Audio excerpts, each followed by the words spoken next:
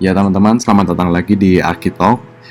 Sudah lama kita tidak berjumpa teman-teman karena ya banyak kerjaan yang perlu dilalui dan masa-masa kali ini juga sedikit kurang mendukung.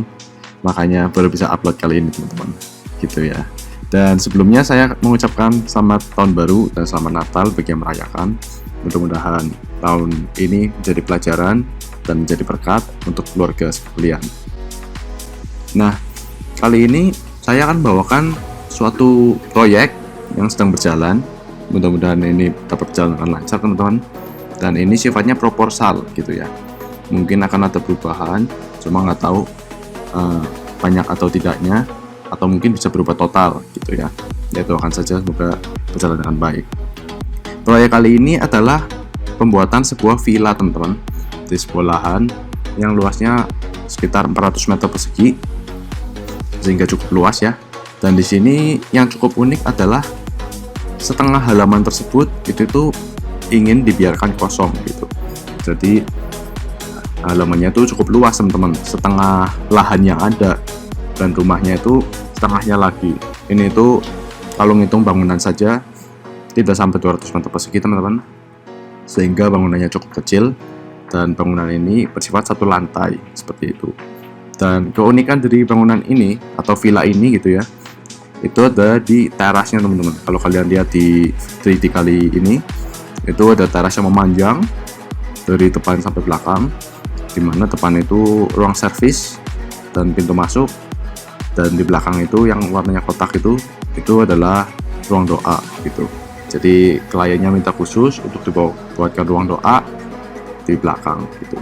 Dan saya bikin seperti ini. Ini kira-kira dari teras pemandangannya seperti ini teman-teman. Jadi benar-benar langsung ke view halaman, karena mintanya halamannya kosong seperti itu teman-teman ya. Jadinya view yang ada di sini benar-benar bebas. Mungkin kalau sama keluarga ada acara Natal, acara kumpul keluarga, ini bisa digunakan seperti ini. Bisa juga untuk bersantai, minum teh dan sebagainya. Dan ini ruang doanya teman-teman, kira-kira seperti ini. Ada view-nya menuju ke arah halaman seperti itu teman-teman.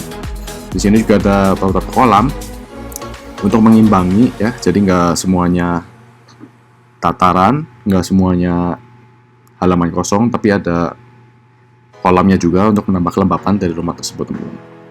Gitu, itu keunikan dari rumah ini. Ya, kita mulai masuk ke bagian depan dulu mungkin ya, dimana lahan ini lahan existing, bentuknya seperti ini teman-teman. Dia cenderung ke kotak bentuknya ya, meskipun agak miring. Nah, di sini kita kelihatan. Nah, dinding yang mengitari ini adalah dinding existing. Jadi existing itu sudah ada di halamannya. Itu mengitari di sana, dan sebelah kanan kita buka untuk pintu masuknya seperti itu. Ini pohonnya juga yang ada existing di sana teman-teman.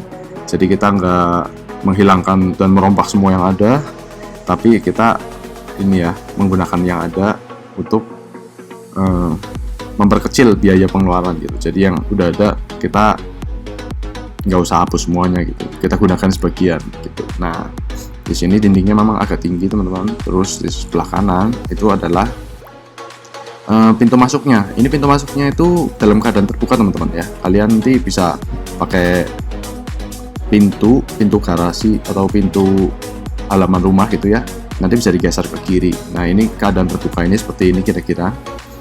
Ini kalau bagian depan kita bikin sesederhana mungkin supaya tidak mencolok teman-teman ya, karena ini tuh tempatnya di dekat ruang-ruang publik, jadi akan ada banyak orang mondar-mandir.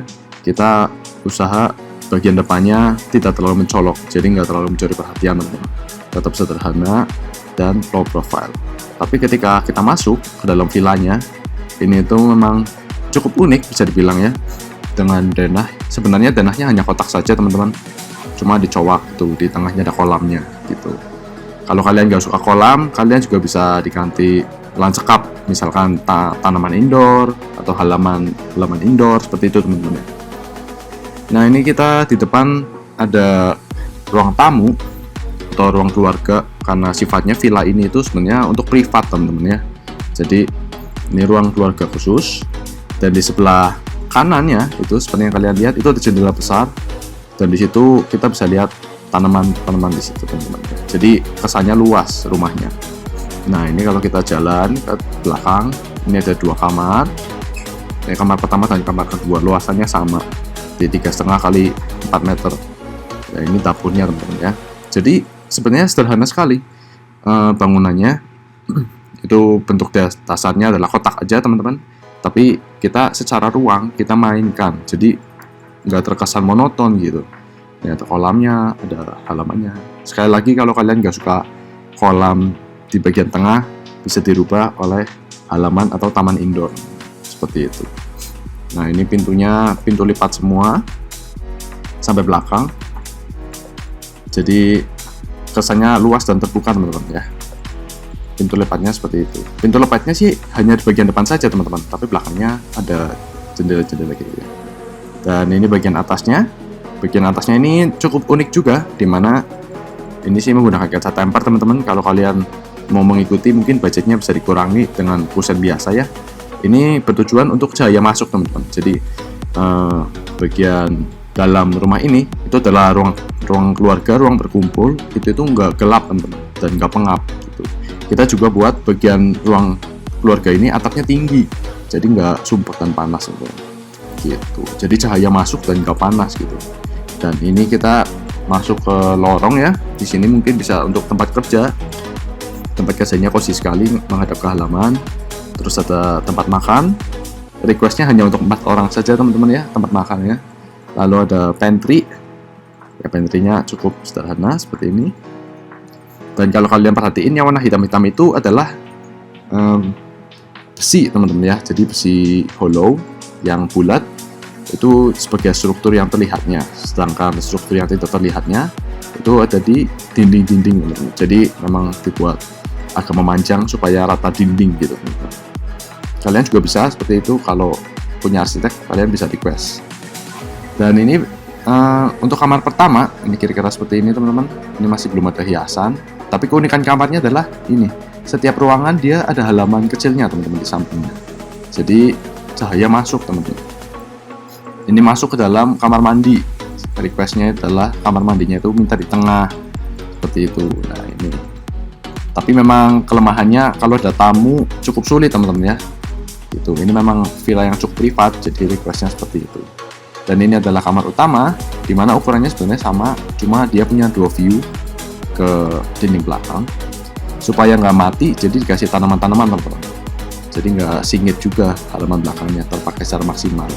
Kesannya juga bangunannya lebih besar gitu ya, karena ini luasnya cukup kecil sebenarnya, makanya dibuat seperti itu supaya nggak terlalu sempit terlihatannya seperti itu. Nah ini kalau kalian lihat di atas itu ada kayu seperti itu ya, itu sebenarnya adalah penutup dari balok. Jadi situ di tengah itu harus ada balok teman-teman ya, karena cukup luas, ukurannya sekitar 5-6 meter, jadi tengah-tengahnya ada balok. Tapi supaya nggak terlalu kelihatan struktur, kita akalin pakai kayu seperti itu dan bisa dikasih lighting. Dan ini adalah bagian servisnya. Servisnya juga dindingnya bolong-bolong teman-teman, supaya cahaya matahari barat itu bisa masuk ke dalam tempat servisnya, jadi nggak lembab gitu ya, gitu teman-teman. Nah di sini itu teras itu sesuai request, tapi karena menghadap ke barat kita kasih tanaman-tanaman gantung supaya nggak terlalu panas, karena cahaya matahari barat saat sore itu cukup panas teman-teman. Dan ini adalah ruang doa khusus yang di request, kita taruh di belakang supaya dekat kamar dan juga nggak berisik teman-teman, jadi bisa berdoa atau sembahyang dengan khusyuk gitu, dengan fokus. Nah ini kalau view ke barat ini seperti ini teman-teman, jadi ada halaman kosong yang nantinya mungkin kita bakal, ini karena urusan tanah teman-teman ya, belum lepas seluruhnya, jadi sementara seperti ini dulu. Tapi ada rencana dibikin bangunan lagi atau dibikin taman seperti itu teman-teman ya. Ya mudah-mudahan kita lihat kerja ke depannya, mudah-mudahan amin kalau terpakai teman-temannya, karena ini sifatnya berproposal gitu teman-teman. Dan di sini keseluruhan sih kiranya seperti itu villa kali ini teman-teman ya. Di sini mengandalkan bukaan antara cahaya dan udara, dan dibikin cukup low profile seperti itu villanya teman-teman. Mudah-mudahan penggunanya bisa nyaman, bisa senang, dan seperti itu teman-teman ya. Mudah-mudahan bisa jalankan lancar. Kiranya segini aja teman-teman di pembahasan Arkitalk kali ini.